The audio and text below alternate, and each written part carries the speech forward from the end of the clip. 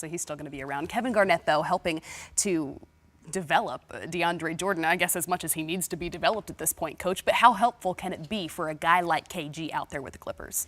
Obviously, very valuable that he can pass on the lessons. But if I am DeAndre, I might mention KG, but then immediately follow it up and say, and also Chris Paul, who has a little bit to do with those 12 out of 13 field goals. A little something to do with that success. But working with a guy like that, DZ, because you throughout the entirety of your career had a chance to work with guys and against guys who played, who went on to become Hall of Famers, how helpful, how important is that time? I think it's very important, but I think it's for the defensive side of the ball, to help him how to play better defense, block more shots. You saw with the 21 rebounds tonight. That's the intensity I think KG can help instill in him. To your point, Coach, when Chris Paul's on the floor now on the offensive end of the floor, now when Chris Paul's probing, keeping his dribble alive, now DeAndre knows I can just run to the front of the rim, Chris Paul will find me. Chris Paul back on the floor, getting some good information from KG, I think can make a better DeAndre Jordan. The Clippers are off to their best start since 1974 when the franchise was in Buffalo.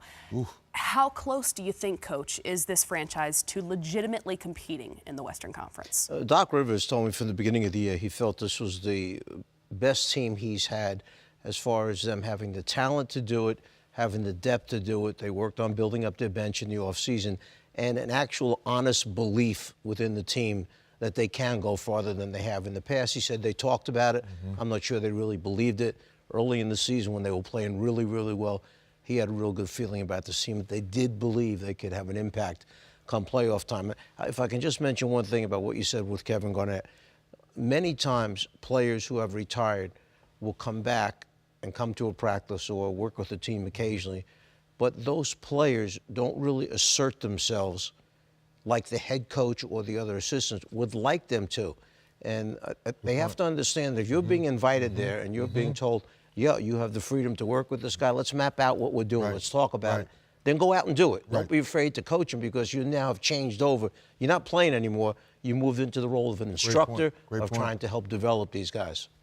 Luke Walton actually having said after the game that we can't foul DeAndre at any point. We're going to let this guy go nearly perfect from the field and only attempt a free throw.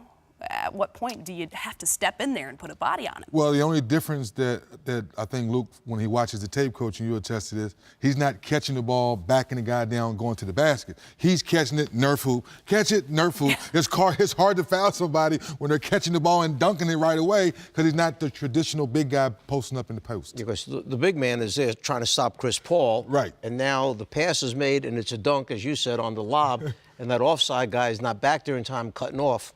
Tough to foul him then. Well, you mentioned CP had 20 points and 13 assists.